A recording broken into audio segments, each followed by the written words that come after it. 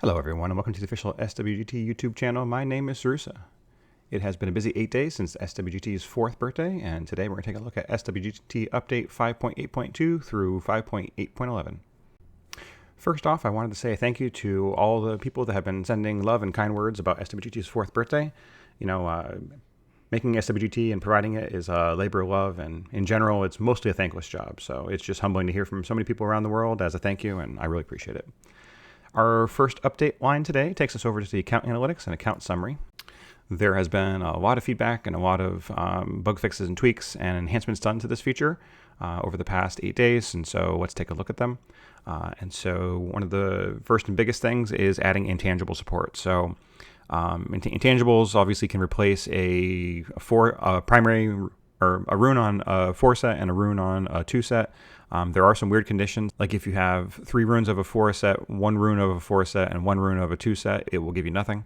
And so there's been a lot of tweaks and a lot of changes. So a big thanks to the guys in Origin, specifically Swift and Zippy or Zippe. I'm not sure if it's French, but a big thanks over to those guys, as well as a number of other players on the SWGT Discord that have helped to prove out all these different various use cases where things weren't lining up properly. So just a reminder that, I'm not trying to replace or make swap.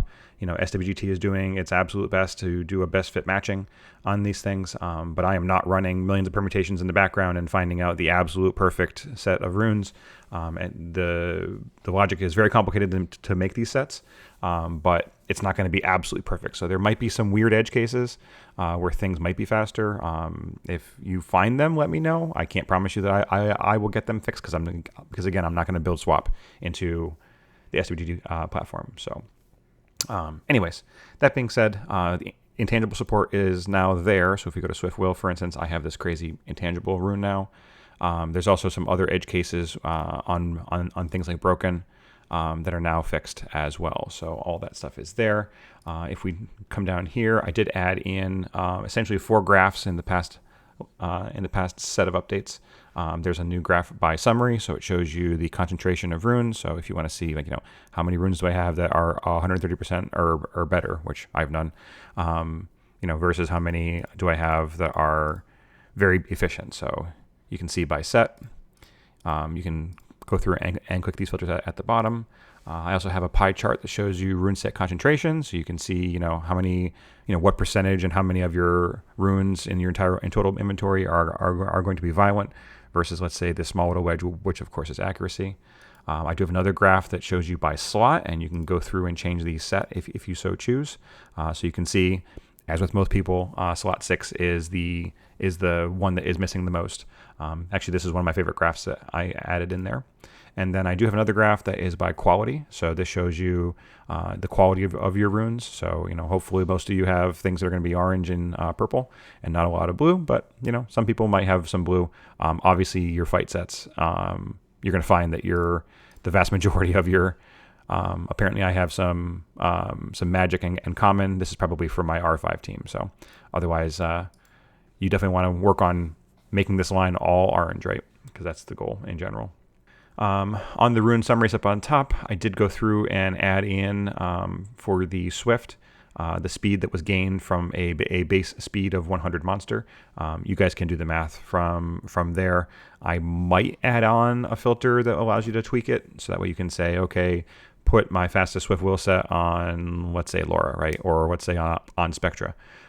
So that way it'll show you a more accurate number based on the absolute fastest units in the game or one of your favorite monsters. I have thought about that. Not entirely sold on it yet, but still something that I am considering. In doing so, by adding on the Swift set, I still wanted to give you the plus from runes. I also went through and added on the rune efficiency as well. And just a reminder that you can click on these. It will show you the runes and all of the different stats. You can see, of course, all of your different gem options. If you saw one that you weren't entirely happy with, like for instance this one down here, accuracy. Is there anything that I can put, that is basically better on it? This is an ancient legendary rune, so I can technically put on a defense on here if I can ever farm it. Obviously, gems and grinds for ancient runes are very hard to get in general, so probably not going to happen, but who knows. I did go through, scrolling back up to the top, I did go through and add on an FAQ icon, which just tells you about the feature in general and some of the overall caveats. And overall, I do feel that at this point, this feature is overall pretty solid. I am planning on adding this to the recruitment application side.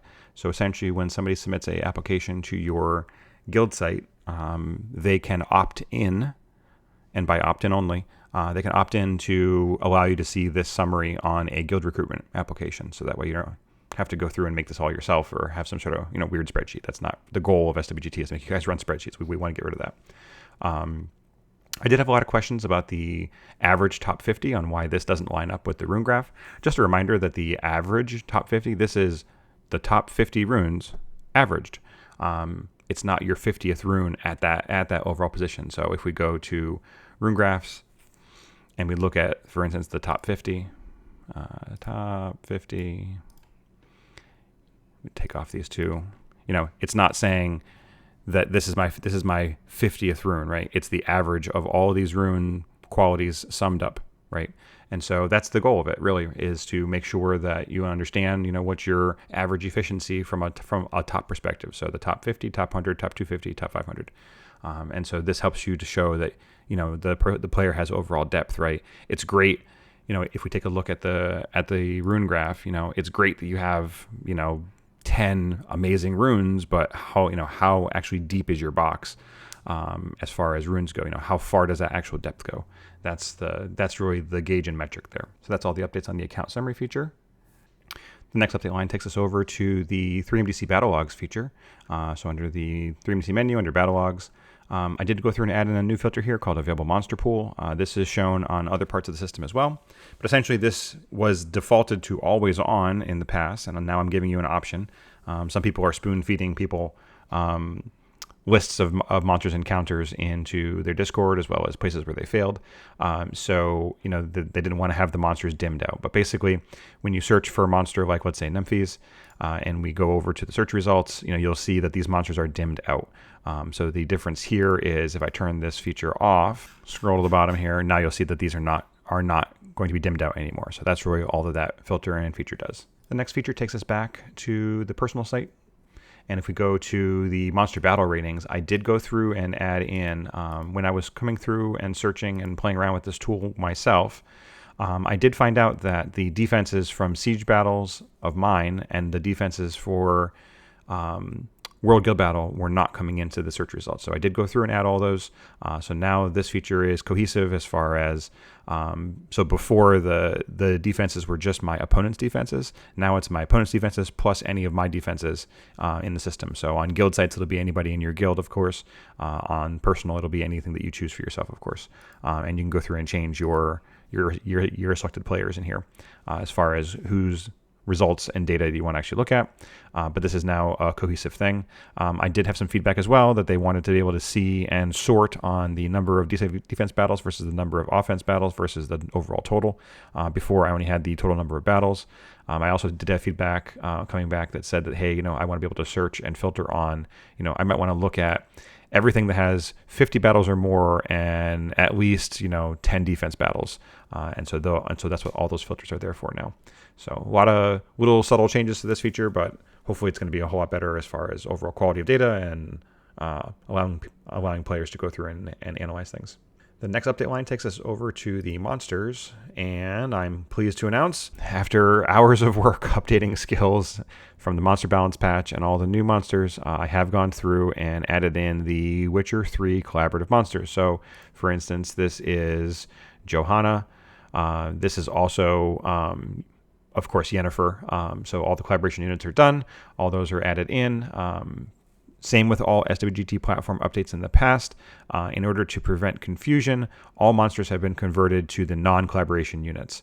So if you summoned a Yennefer, it's going to automatically change over to the non-collaborative unit. So don't freak out. You can, of course, still search for Yennefer. So it still allows you to search by the other names as well. But in general, everything is added in there. All the skills are updated. For instance, if we take a look at Nikki, Nikki had a nerf where her third skill was doing 5 times per hit. Now it's 4 times per hit. So I've gone through and added all the skills. I have updated all the effects as of the monster balance patch as well from Summer's War update 8.3.4. So that was a lot of work. I really don't enjoy updating all those skills on Swore Farm, but it's a necessity. And if we don't have the data, then we can't use the Artifact Monster Finder as well. So that's another great feature that I wish people would use more. It was a lot of work to build. So anyways. The last thing I want to show here is under, if we go to my Juno is running Seal, and I have gone through and updated the Seal set. Comptos made a change where Seal rate was 15% before, and now it is 25%. So I have gone through and made that change as well. And on the guild sites, if we scroll all the way to the top and we go to site setup, there was a bug on guild sites where if you scroll all the way to the bottom, there's a bug where essentially these toggles were not working properly. Essentially, as embarrassing as it is, I had used the variable to turn these on and off. So while it was saving, the display was not showing properly. So when you want to turn on all these auto add features for 3MDC to automatically add in all your counters and defenses into your battle log list, basically, if you had these turned off, these would save and the system would work. But when you came back to the site setup screen, these would not be enabled because it was using the wrong true or false variable for these. So, and then there was a JavaScript issue on some French language translations. There's a lot of single ticks in the French language apparently. So if I don't escape it properly when I add the French language into the various different JavaScript areas, it causes a script error and things don't load properly. So as weird as it sounds, that's what it was. And that's it for today. I just wanted to say a thank you to all the Patreon members who subscribe to SWGT and to all the people that constantly give feedback about the platform. It's only through your support and efforts that SWGT is what it is today. And I've said it before and I'll say it again. We all make SWGT better together. And with that, don't forget to smash those like buttons and I'll see all of you on the battlefield.